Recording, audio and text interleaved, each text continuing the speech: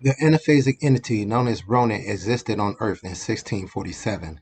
Needing this candle and a human host to maintain corporeal form, Ronin attached himself to Giselle of Glasgow, Earth. After 20 generations, it attached itself to Beverly Crusher's grandmother, Felisa Howard, and after her death, to her granddaughter, Dr. Beverly Crusher of the USS Enterprise. Eventually, it was determined that Ronin was a leech, a malevolent incubus. An incubus is a male demon often depicted as a man who is said to have sexual intercourse with sleeping women.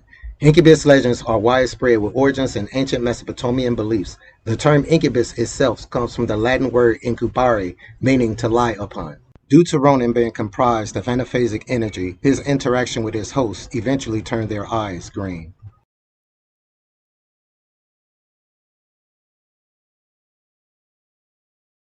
Red Jack, or Jack the Ripper, was a non-corporeal entity that traveled from planet to planet for centuries, feeding on the pain and fear it caused by committing mass murders. The crew of the USS Enterprise encountered Red Jack on Argelius 2, where Scotty was framed for murder.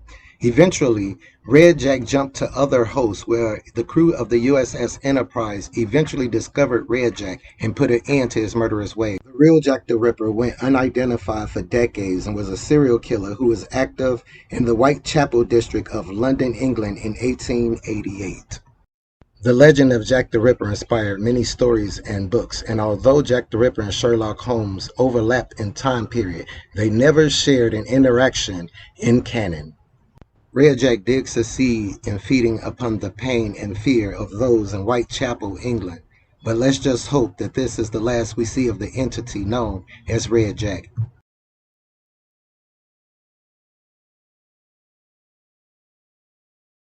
The entity known as Quinn was an old and powerful member of the Q Continuum. In Star Trek Voyager episode Death Wish, Quinn is placed on trial for trying to end his own life. We find that Quinn was instrumental in several events in human history. One such event was the success of Woodstock. Woodstock had a profound cultural impact, becoming a symbol of the counterculture movement and political unrest of the 1960s.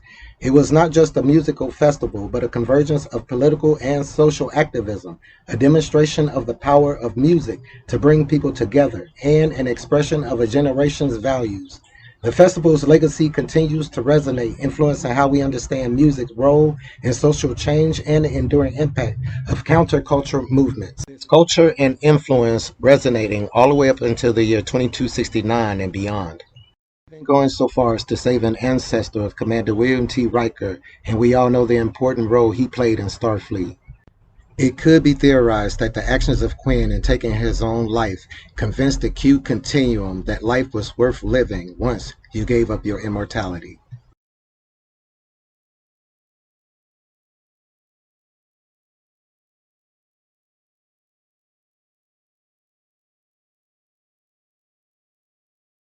The Prophets of Bajor, or the Wormhole Aliens, are a nonlinear race that existed outside of our time-space. They exist in a realm the Bajorans refer to as the Celestial Temple. Access to the Celestial Temple is gained through an artificial gateway produced by the Wormhole Aliens that presents itself as a wormhole connecting the Alpha Quadrant to the Gamma Quadrant. One of these prophets traveled to Earth where it possessed a young human female named Sarah, where she proceeded to marry Joseph Sisko and had the offspring of Benjamin Sisko, becoming an emissary of the prophets. After the emissary was born, the prophet left Sarah's body. She awoke not knowing that she had married anyone or even had a child. She decided to leave and disappeared. Some years later, she died in a car accident.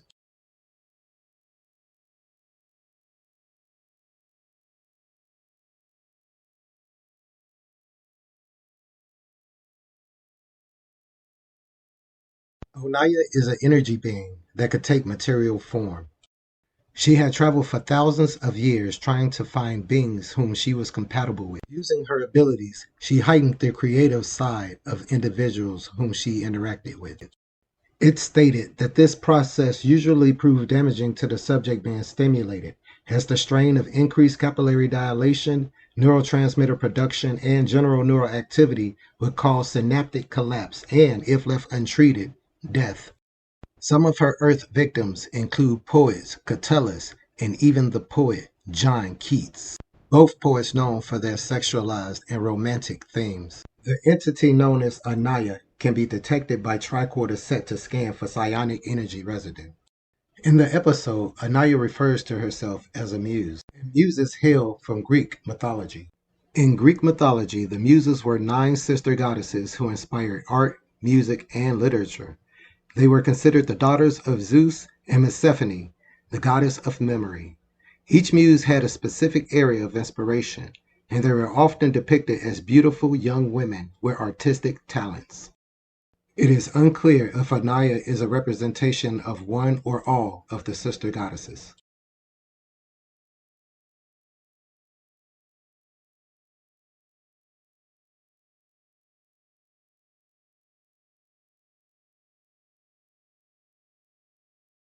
The Briori are a race that were never shown in Star Trek. However, in 1937, the Briori kidnapped roughly 300 individuals from Earth, taking them back to the Delta Quadrant to be used as slave labor.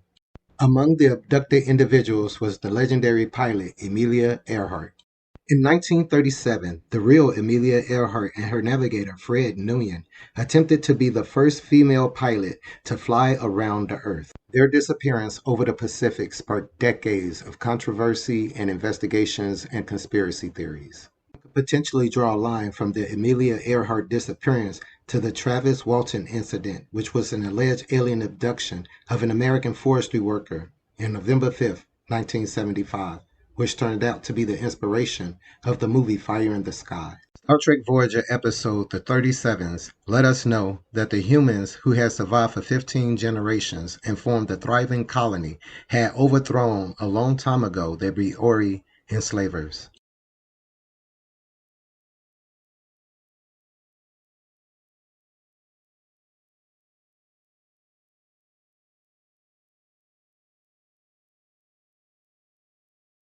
The Sphere Builders were a humanoid species native to a trans-dimensional realm, one of the factions in the Temporal Cold War. They were responsible for the creation of a network of massive spheres in the Delphic expanse as the first step in their plan to colonize the Milky Way galaxy.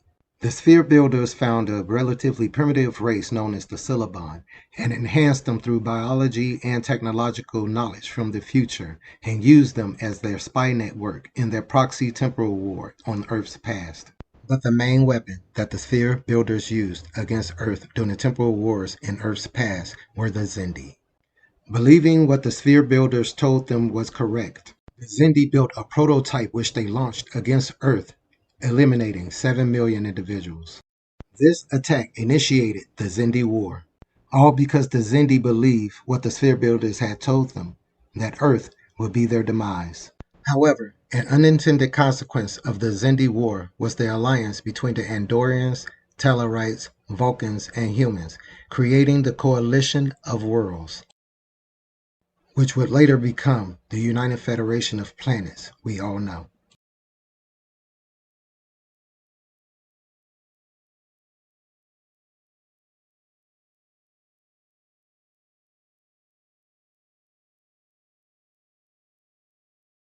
The Borg encounter is one of the very few chicken and egg paradox first encounters in Star Trek canon.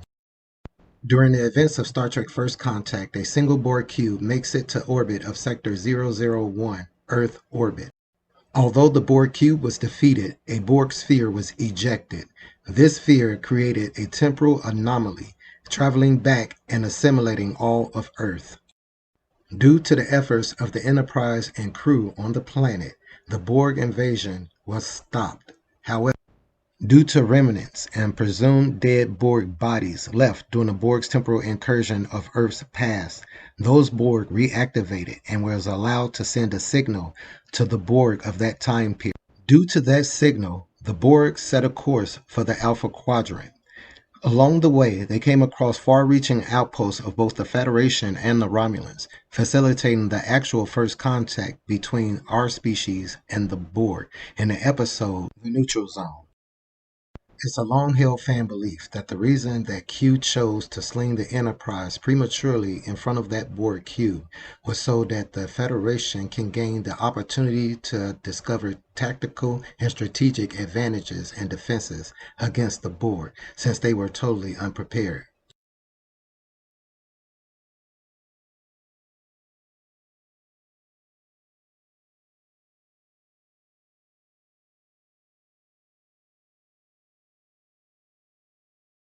In the Star Trek The Original Series episode, Who Mourns for Adonis, we are greeted to the hand of Apollo, an ancient Greek god who has now taken refuge on this new world. He proceeds to inform the landing party that he is part of an ancient pantheon of gods, of Greek gods that humans once served back in their home world of Earth. He explained to Kirk and crew that his species arrived on Earth thousands of years ago to be worshipped by the humans of that world, because human worship gave them their godlike abilities and was basically their form of sustenance. The real Apollo is one of the Olympian deities in ancient Greek and Roman religion and Greek and Roman mythology. Apollo has been recognized as a god of archery, music and dance, truth and prophecy, healing and disease, the sun and light, poetry and more. One of the most important and complex of the Greek gods, he is the son of Zeus and Leto, and the twin brother of Artemis, goddess of the hunt. He is considered to be one of the most beautiful gods and is represented as the ideal of the Kuros, or the beardless kid. The influence of Apollo and the other members of his race masquerading as Greek gods on Earth history is incalculable.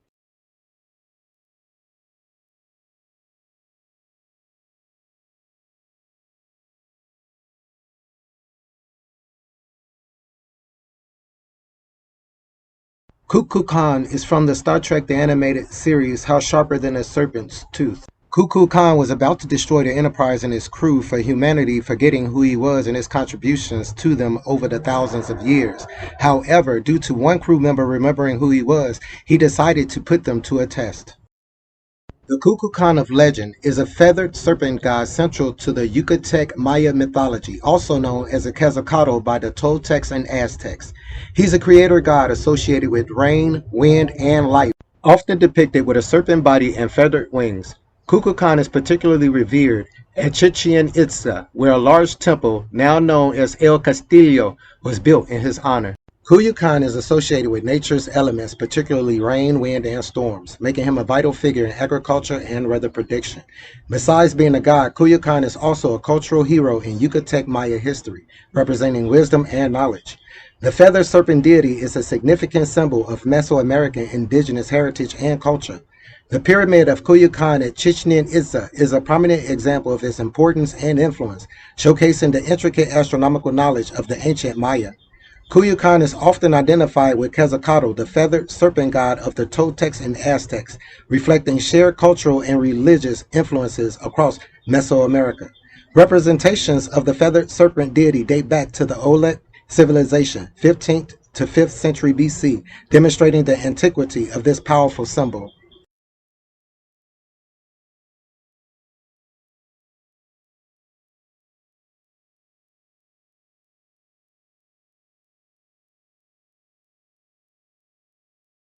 The Megans were a species that existed alone in another universe. The laws of physics in the Megan universe allow for the use of magic and wizardry, and the Megans were experts at all of these various forces. Humans who learned how to harness these forces, like the Megans, were called mages, wizards, and witches. Having passed through the point between dimensions and finding themselves on Earth, wherever they went, the Megans became advisors to mankind, drawing on their power left behind in their own universe to make it work for humans. But as things normally go when dealing with primitive humans, some humans sought out the Megans' power for their own greed and ambitions. Once the Megans refused, these humans sought to destroy the Megans and vilify anyone who was a student of their teachings, leading to the Salem witch trials and the burning of witches worldwide. The Megans then retreated back to their realm through the point between dimensions, vowing to never ever deal with humans again, stumbling upon humanity again, where they were put on trial for the atrocities committed during the Megans' time on Earth.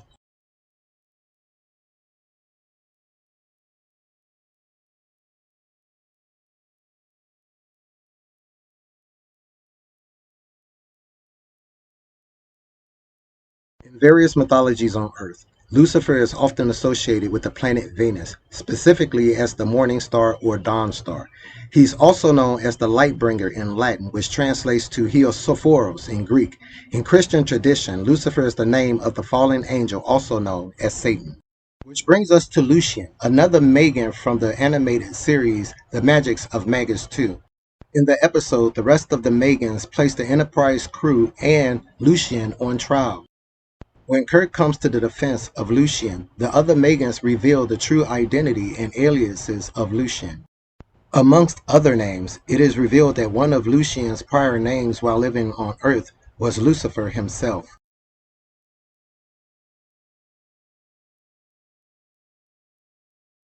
On Earth in 43,000 BC, there existed a Native American tribe known as the Rubber Tree People. They gave a name to a race of aliens from the Delta Quadrant.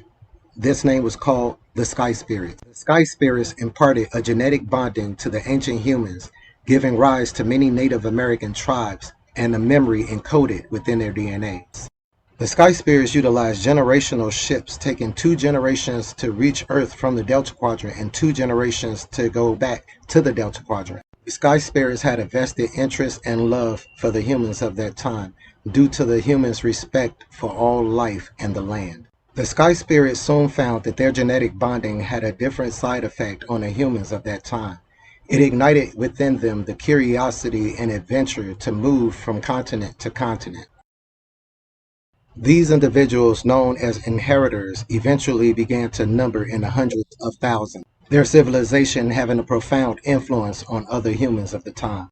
But thousands of years later, they were decimated by invaders from other lands through new weapons and disease. Those who survived scattered, many seeking refuge in other societies. It is generally accepted in canon that both the Preservers and the Sky Spirits share a similarity. During the events of Star Trek The Original Series episode Paradise Syndrome, the crew stumble upon an alien obelisk on a planet that's located in the path of an impending asteroid. This obelisk ends up wiping Kirk's memory, where he takes on the persona of Kirok and marries one of the natives of the world. Kirk begins to learn the customs of these people and find that they're very similar to natives of his ancient Earth. Although this may be a long-established belief, I take issue with this particular premise. Having spent so much time on Earth, the Sky Spirits never constructed a similar obelisk, taking into account the danger Earth faced during that time period from meteor and asteroid impacts. Also, when we compare the symbolism and language used on the obelisk to that of the Sky Spirits on ancient Earth, there is no comparison.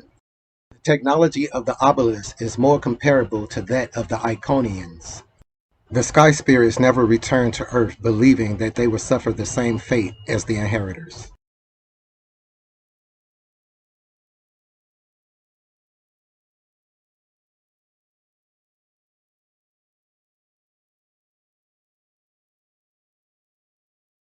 Now, I would be remiss if I didn't mention the potential damage that could have been done by the Ferengi First Contact. During Star Trek Deep Space Nine episode entitled Little Green Man, the Ferengi Nog, Quark, and Rom travel back to 1947 Earth, where they're implicated in what appears to be the Roswell UFO incident. As it happened, military balloon debris recovered in 1947 near Roswell, New Mexico, later became the basis for conspiracy theories alleging that the United States military recovered a crashed extraterrestrial spacecraft. Over the years since, Roswell, New Mexico has become a haven for conspiracy theories, businesses, memorabilia, and iconography, all associated with the UFO Roswell cover-up. However, if it had not been for the intervention of Constable Odo stowing away aboard the Ferengi shuttlecraft, things could have been a lot different.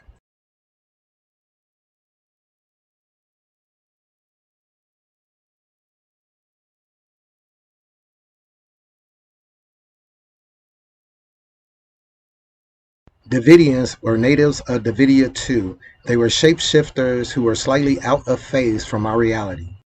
The Devidians used an ophidian, which was a snake-like creature, to generate temporal vortices to the 19th century Earth, where they harvested human neural energy for sustenance. The Devidians harvested this human neural energy, which was their only form of viable nourishment, from unsuspecting victims in the 19th century San Francisco area. During the events of Star Trek The Next Generation episodes Time Zero 1 and 2, the Devidians attempted to cover up their casualty list by presenting them as victims of the current cholera epidemic. The cholera epidemic of 1832 was a significant event in the history of medicine and public health, impacting various regions globally. It was the second cholera pandemic to sweep through the world, following the first outbreak in the Bengal region of India from 1817 to 1824.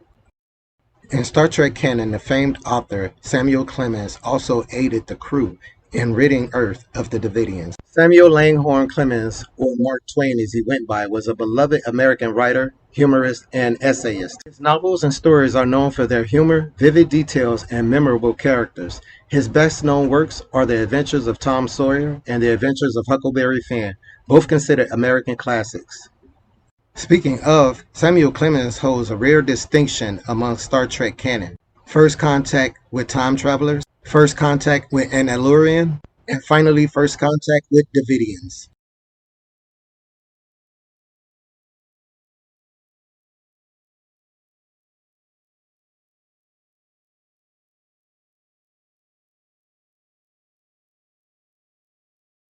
God, or the god of Shakari, was a non-corporeal entity imprisoned in the center of the galaxy on the planet Shakari.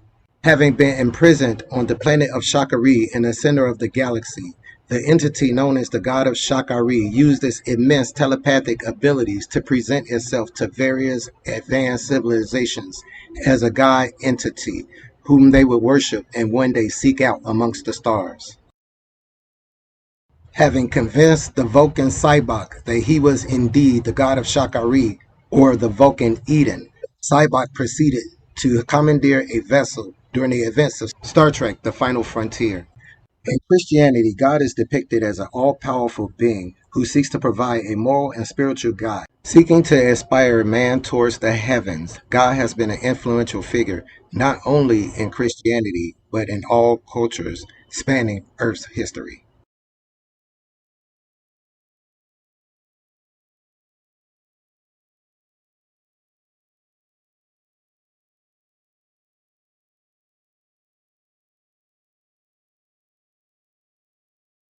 A character created in beta canon by author Greg Koch for his series The Q Continuum. The trilogy including the novel Q Space, the novel Q Zone, and the novel Q Strike. In this series of novels, a young Q gets bored of his existence and decides to ask the Guardian of Forever to find him a realm where new adventures can be found. The Guardian of Forever complied with Q's wishes and opened a doorway to another realm, a realm resembling Ruapente, and in that realm was the only being calling himself Zero. In our realm, the entity known as Zero became psychotic and malevolent, torturing creatures like the Calamarain, being responsible for the Takan Empire downfall. Enlisting help from lower entities such as the Beta 12A entity, which he used to sow distrust in Sargon's race, leading to their civil war. But more on that later. There's a theory floating out there amongst Trekkies that Sargon's race was actually the race that invented Rook. However, I don't subscribe to this theory because it's stated in canon that Rook's android race rose and overthrew their creators. Eventually, Q's and Zero's path of destruction across the universe gained the attention of the Q Continuum. To combat this universal threat, the Q Continuum dispatched Q2, the female Q, Quinn, and what was called the Quaestor, who took on the likeness of Captain Jean-Luc Picard. Joining Zero in his war against the Q Continuum were the following entities: the Beta 12A entity, the powerful and manipulative Gorgon, and the god of Shakari when he had his full body. So what does this have to do with first contact even in beta canon in Star Trek? Well, the entity known as Zero launched an asteroid which was nearly fatal at the female Q. This asteroid, which nearly killed the female Q, struck Earth 66 million years ago, wiping out 75% of all life on Earth, including the dinosaurs. During this same time period in Alpha Canon, the evolved Hadrosaurus left Earth in ark ships. These ark ships made their way to the Delta Quadrant, where the civilization of Voth was created, directly insinuating that humans wasn't the first spacefaring race originating from the planet Earth. Zero and his minions were eventually forced back by the Q Continuum. For his role, The Guardian forever was exiled, forever to remain on a planet to watch that civilization turn to dust, never to be asked a question. Being lesser entities, the Beta 12A entity and the Gorgon were run off by the Q continuum. And finally, the head of the giant entity known as the god of Shakari was separated from its body and imprisoned on the planet called Shakari in the center of the galaxy, encased in the energy barrier. And finally, the Q continuum forced the entity known as Zero outside of our realm and placed a protective psionic barrier around our galaxy. The constant battle between the psionic forces of the Q continuum and Zero outside the barrier create powerful psionic energies that humans possessing ESP will absorb a portion of these energies, giving them the power of a god. This effect was shown in Alpha Canon in Star Trek the original series Where No Man Has Gone Before, with examples of Dr. Denner and Gary Mitchell.